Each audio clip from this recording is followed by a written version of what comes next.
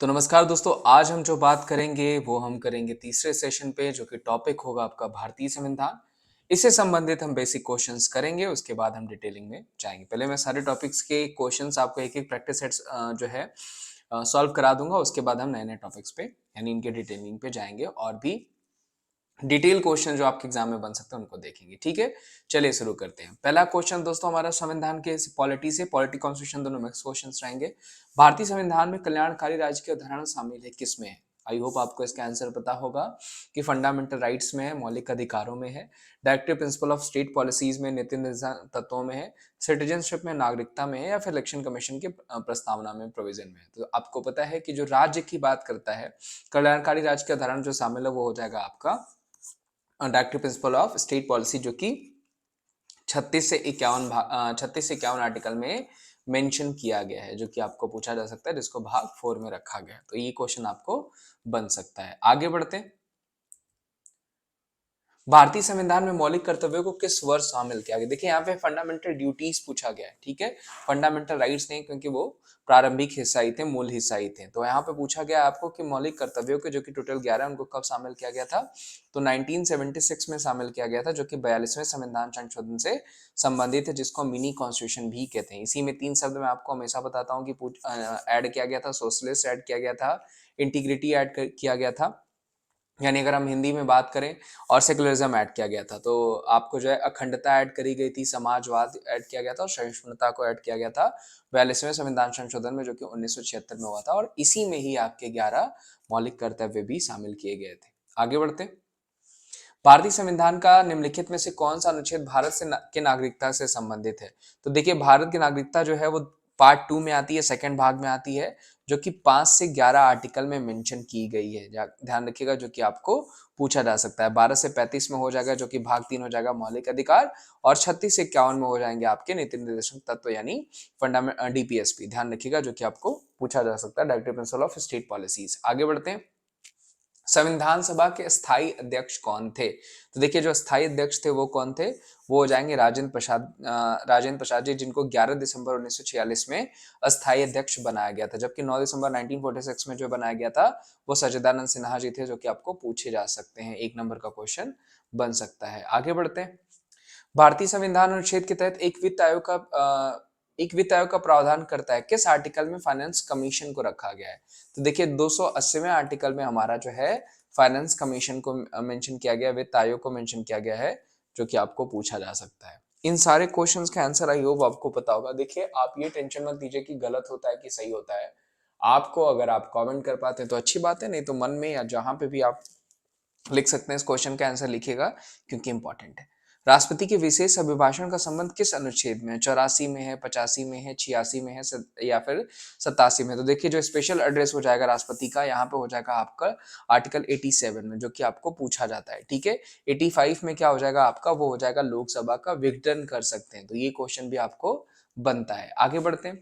भारतीय संविधान की 10वीं अनुसूची किससे संबंधित हो जाएगी? तो देखिए वो संबंधित है आपका दल बदल विरोध कानून से। ध्यान रखिएगा 10th शेड्यूल पूछा जाएगा। टोटल 12 शेड्यूल है, 12 अनुसूचियां हैं, जिसमें 10वां दल बदल कानून से संबंधित है।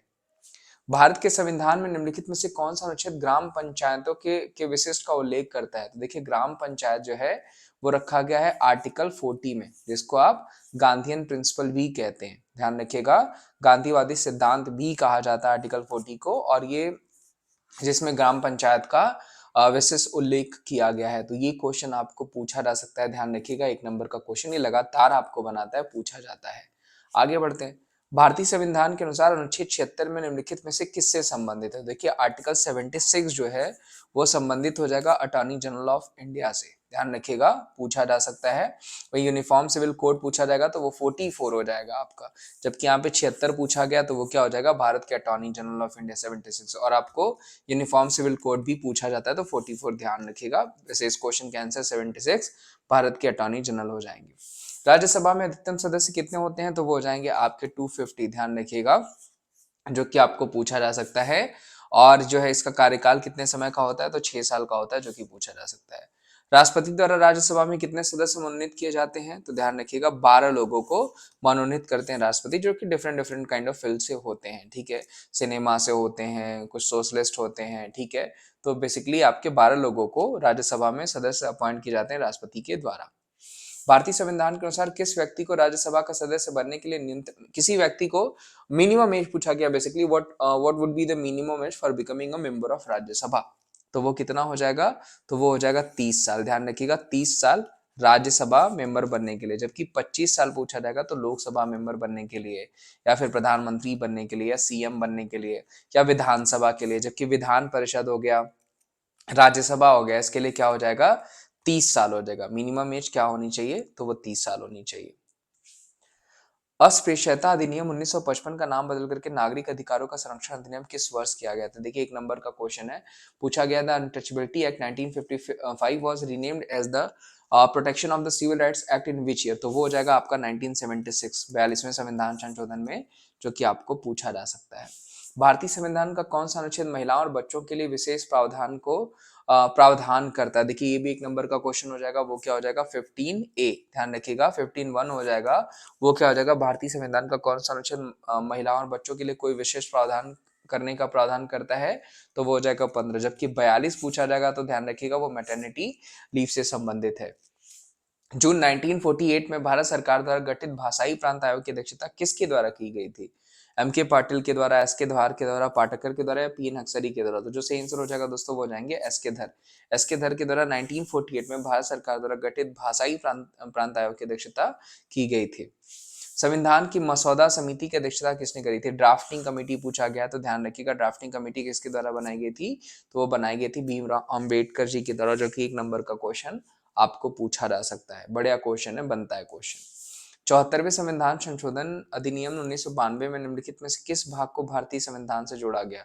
चौथा, चौथा बी, चौथा सी, या फिर सॉरी नाइन्थ, या फिर नाइन्थ बी, नाइन्थ सी, या फिर नाइन्थ ए? तो जो सही आंसर हो जाएगा दोस्तों वो क्या हो जाएगा? वो हो जाएगा नाइन्थ ए, जो कि आपको पूछा जा सकता है। आगे बढ़ते हैं। भारत में राज्य का प्रमुख कौन होता है? ये पूछा गया, who is the head of the state of India? Governor, prime minister, president, या चीफ मिनिस्टर? तो जाहिर सी बात है कौन हो जाएगा आपको? भारत में राज्य का प्रमुख कौन? देखिए राज्यों का अगर प्रमुख पूछा जाएगा तो वो गवर्नर हो जाएगा, ठीक है। राज्यों के लिए अगर पूछा जाएगा हेड, तो वो कौन हो जाएंगे? वो गवर्नर हो जाएंगे, ध्यान रखिएगा। निम्नलिखित में से कौन सा मौलिक अधिकारों का संरक्षक है? यानी which of the following was the guardian of the fundamental rights? Legislative, या फिर एग्जीक्यूटिव, या फिर पॉलिटिकल पार्टीज, या फिर जुडिशरी? तो देखिए पूछा क्या गया? गार्जियन। तो गार्जियन हमेशा कौन हो जाएगा? तो वो न्यायपालिका ही होगी, जुडिशरी ही होगी, अगर जब भी आपको गार्जियन पूछा जाएगा तो। भारत में स्थायी स्वशासन का जनक किसे कहा जाता है? यानी father of local staff government? तो वो कौन हो जाएगा? वो हो जाएगा रिपन। जो गवर्नर जनरल हो जाएगा वो कौन हो जाएगा? रिपन। मेयो के समय में, ध्यान रखिए मैंने आपको बताया था कि हमारी सेंसस शुरू करी गई थी, ठीक है, जो कि आपको पूछा जा सकता है। लोकतंत्र के 2 रूप हैं, यानी the 2 forms of democracy are parliamentary and presidential, direct and indirect, या फिर मोनार्कल, या फिर रिपब्लिकन, या फिर पार्लियामेंट्री एंड किंग? तो जो सही आंसर हो जाएगा दोस्तों वो हो जाएगा पार्लियामेंट्री एंड प्रेसिडेंशियल। लोकतंत्र के 2 रूप होते हैं, जो कि पार्लियामेंट्री और प्रेसिडेंशियल है। ये क्वेश्चन भी आपको पूछा गया आपके एसएससी के एग्जामिनेशंस में, और आपके जो खास करके कांस्टेबल के एग्जामिनेशंस में, पुलिस के एग्जामिनेशंस में क्वेश्चंस बनते हैं। यह घोषणा की लोकतंत्र लोगों का लोगो द्वारा सरकार का है, लोगों के लिए किसके द्वारा बनाया गया था? वॉशिंगटन द्वारा कहा गया था, चर्चिल के द्वारा किया गया था, लिंकन के द्वारा, या फिर थियोडर रूजवेल्ट? तो ये तो काफी फेमस है कोट, आप सबको होगा, by the people for the people was made by. तो वो कहा गया था अब्राहम लिंकन के द्वारा, काफी फेमस। आई होप ये सबको आंसर इसका पता होगा। भारत के संविधान में कुल कितने मौलिक कर्तव्य हैं? अभी जस्ट मैंने आपको बताया था कि भारत के संविधान में जो मौलिक कर्तव्य है वो टोटल कितने हो जाएंगे? वो 11 हो जाएंगे। 42वें संविधान संशोधन में इसको जोड़ा गया था। संविधान द्वारा मान्यता प्राप्त भाषाओं का उल्लेख किस अनुसूची में है? तो आप सबको पता है कि आठवें अनुसूची में भाषाओं के बारे में बताया गया है। भारतीय संसद के संयुक्त सत्र की अध्यक्षता कौन करते हैं? यानी presidents over the joint session presides over the joint session of Indian parliament, chairperson of Rajya Sabha, या फिर senior most member of parliament, speaker of Lok Sabha, या प्रेसिडेंट ऑफ इंडिया? तो जो ज्वाइंट सेशन होता है दोस्तों उसकी अध्यक्षता हमेशा लोकसभा के स्पीकर के द्वारा की जाती है, ठीक है। काफी अच्छा क्वेश्चन जो कि आपको पूछा जा सकता है, 1 नंबर का क्वेश्चन है। निम्नलिखित में से कौन सा एक चुनाव आयोग का कार्य नहीं है? प्रतीकों का आवंटन या चुनाव तिथियों का निर्धारण, चुनाव की निष्पक्षता बनाए रखना या चुनाव के लिए उम्मीदवारों का चयन। तो जो सही आंसर हो जाएगा दोस्तों वो हो जाएगा ऑप्शन डी। ठीक है, ये तो पार्टियां चूज करती हैं। तो भारत में राष्ट्रीय आपातकाल भारत के राष्ट्रपति द्वारा बाह्य आक्रमण या सशस्त्र विद्रोह के कारण घोषित किया गया था। आर्टिकल 352, 356, 360 या 378। देखिए हमारे तीन इमरजेंसीज हैं जो कि मैं आपको बता देता हूँ। 352 हो जाएगा, 356 हो जाएगा और 360 हो जाएगा। जिसमें 352 में हमारी, ध्यान रखिएगा, नेशनल इमरजेंसी है, 356 में हमारी स्टेट इमरजेंसी है और 360 में हमारी फाइनेंस इमरजेंसी है। ठीक है, तो 352 हमारा जो है वो हमारे नेशनल इमरजेंसी के तहत आएगा। तो वो क्या हो जाएगा आपका आर्टिकल 352। 356 में हो जाएगा हमारा स्टेट इमरजेंसी और 360 में हमारा फाइनेंस इमरजेंसी। राज्य के नीति निर्देशक तत्वों को किस संविधान से अपनाया गया? अमेरिका से लिया गया डीपीएसपी, या फिर ब्रिटेन से लिया गया है, या फिर आयरलैंड से या फ्रांस से? तो जो सही आंसर हो जाएगा दोस्तों वो हो जाएगा आयरलैंड से। आयरलैंड से हमारा डीपीएसपी लिया गया, जबकि पार्लियामेंट्री सिस्टम पूछा जाएगा तो वो ब्रिटेन से लिया गया। ठीक है, और फंडामेंटल राइट्स पूछा जाएगा या जुडिशरी, प्रिंसिपल जुडिशरी पूछा जाएगा तो ये, या इम्पीचमेंट पूछा जाएगा तो ये कहाँ से? अमेरिका से लिया गया है।